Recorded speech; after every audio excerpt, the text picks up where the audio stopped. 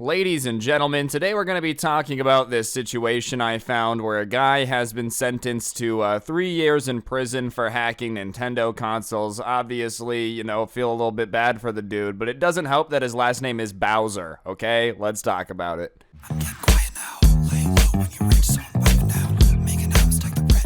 Alright, so before we get into it, obviously I'm not like a giant fan of people getting prison time for hacking Nintendo consoles. That being said, sometimes the universe tosses something out that's just so absurd it seems like it should be an Onion article, but it's just real. Bowser gets 3+ years in prison over Nintendo Switch hack scheme, no relation to King Koopa or Nintendo of America president Doug Bowser. The fact that Nintendo of America's president also has the last name Bowser is very funny to me, dude, but honestly, the idea that Bowser is out there in some alternate reality universe Nintendo game organizing this giant hacking of Switches seems about right. Obviously, anytime you're hacking consoles and whatnot, you do run the risk of them finding out about it and suing you. And out of every company that I feel like would definitely go out of their way to find people messing with their consoles, it's Nintendo. They don't even really like YouTubers showing gameplay of their video games on YouTube, dude. I'm gonna assume they're not giant fans of tampering with consoles. Obviously, I know Gary Bowser was probably just out here getting the bag, I don't think he expected Nintendo to press charges. But that being said, they are the type of company that just really hates anyone doing anything with their products that isn't them. Especially when it comes to, from what I understand from the article, essentially jailbreaking Switches and letting them play free games.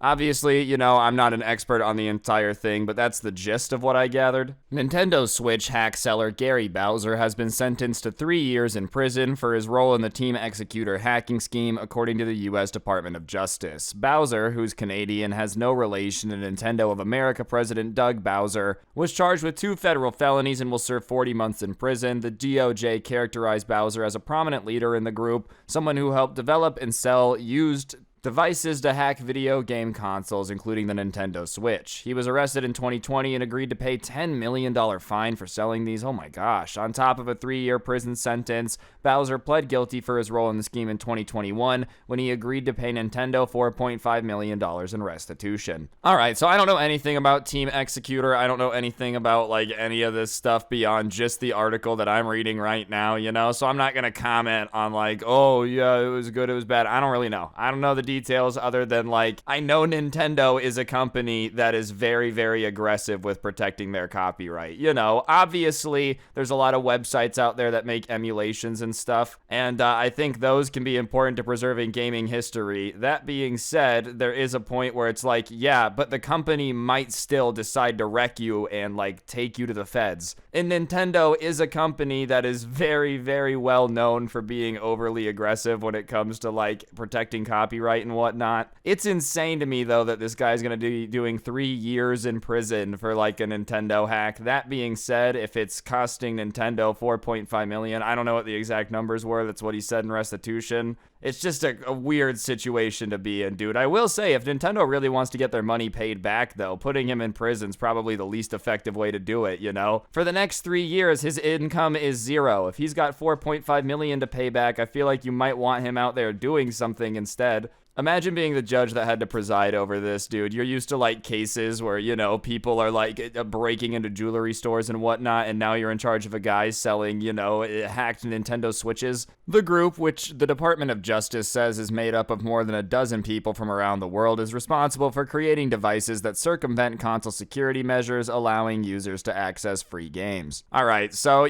I'm not an expert by any means. If I'm wrong, I'm sure a comment will correct me, and there's a strong possibility I'm wrong. That to me, that's insinuating that it's jailbreaking a Switch, basically. You can access any app for free, similar vibe, I'm guessing, which, if you're going around and selling that product, chances are Nintendo was going to find out at some point. Like I said, I'm not gonna knock anybody for trying to get out there, be an entrepreneur, make a business or whatever, but you might want to look into it and make sure that Nintendo doesn't have the legal ability to put you in jail for multiple years. I'm just saying, like, this Gary dude obviously is smart enough to be making alterations to consoles to have them be able to access stuff they're not supposed to be able to access. He's a pretty smart cookie. I feel like he probably could have been out there, dude, like on some blockchain project, you know? I don't know actually like what he could have been working on, but he seems like a really smart dude. I just feel like Nintendo was the one company that 100% this was going to end bad with. It probably would have ended bad with Sony, probably would have ended bad with Microsoft, but yeah, Nintendo doesn't even let people like make money off gameplay, let alone make people like get paid off of changing consoles to circumvent paying for games. I just feel like Nintendo was obviously going to be pissed off about that. You know, I do feel bad that this guy's got to be sitting in a cell for 3 years, though. This piracy scheme is estimated to have caused more than $65 million in losses to video game companies, U.S. Attorney Nick Brown said in a statement. But the damage goes beyond these businesses, harming video game developers and the small creative studios whose product and hard work is essentially stolen when games are pirated. In earlier court documents, Bowser said he was paid $1,000 a month to market and distribute the hacking device to retailers, and the DOJ's press release Thursday said he managed the website and created online libraries of pirated games for its customers. Alright, we all know that, like, pirating games is illegal, you know? That being said, it feels nuts that they're slapping this guy with, like, $14.5 million in restitution when he was getting paid $1,000 a month to run this. Like, obviously, if you get caught doing something, you know, there's gotta be a punishment, but it seems absurd that he was making $12,000 a year running this scheme, and now you guys want him to pay back $15 million? Obviously, I think a lot of that comes from the $65 million that was lost by these companies, which I do think is unfair, you know? I do feel bad for the companies that lost money, too. But I just feel like you're never gonna get that $15 million. Like, what? Let me do some math real quick on how long it would take him to be able to pay back this $15 million if he paid $1,000 a month, which is as much as he was making for this. Little over 1,200 years, you know, just gonna take a little bit to get that back. Obviously, I knew that, like, Nintendo's the type of company that's gonna be aggressive about this. Anytime you cost companies $65 million, the government's probably going to do something too. It seems like he's been relatively cooperative, you know, if he pled guilty and whatnot. I just think it's insane that they think they're ever gonna get that money back. Like I said, dude, it would take him 1,200 years to pay it back at the rate he was getting paid. I thought if, you know, there's $65 million missing, these guys getting 3 years in prison, that they were at least making, like, bazooka bucks over it, you know? It was worth it. No, this guy really just got 3 years in jail for, like, 12 grand a year.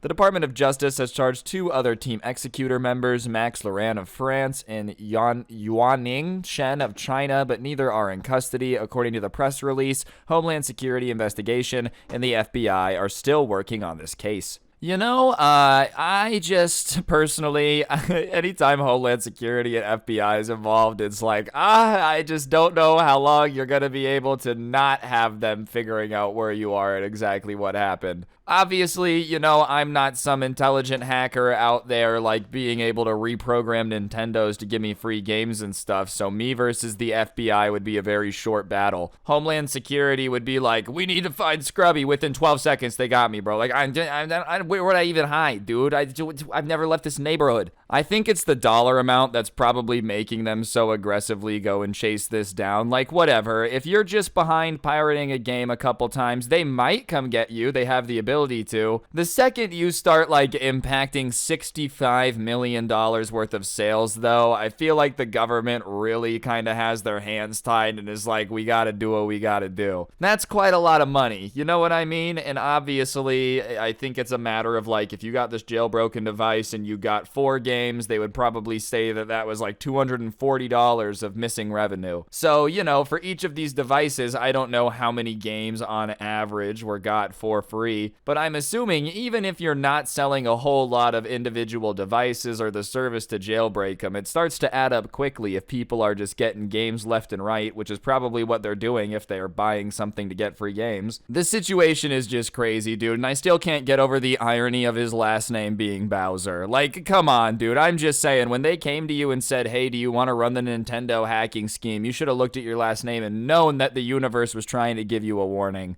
Seriously, I still can't believe that he's going to be in jail for 3 years for this and has to pay $15 million. This entire situation's just nuts. But man, the irony of Bowser going to jail for hacking a Nintendo Switch. Regardless, guys, that's gonna do it for the video. Hopefully you enjoyed. Like I said, I'm no cybersecurity expert. I just thought this entire situation was funny, so I would share it with you guys. And not funny because people are arrested. You guys know what I'm saying. It's just ironic and weird. Regardless, if you did enjoy it, press the like button. Let me know in the comment section down below what you thought. And, of course, subscribe if you're new and turn on those notifications. If you really want to help me out, I'll put a link to the intro song down below, along with a link to my podcast, The Scuffed Cast. Or, of course, you could use code Scrubae at the G Fuel checkout. Great way to get a discount on G Fuel. Help me out at the same time. 2 other things you can do for me. First, at the top of the description is going to be a link to my Spotify show. So if you want to go listen to that offline, I would very much appreciate it. Like I said, link in the top of the description. And the bottom link in the description is going to be a link to the merch store, which actually has the coolest merch to ever exist. Once again, bottom of the description, but be sure to go check it out. On that note, though, guys, that'll do it. Don't get anyone pregnant. If you do, make sure they're hot, and I'll see you guys next time. I'm out. Peace.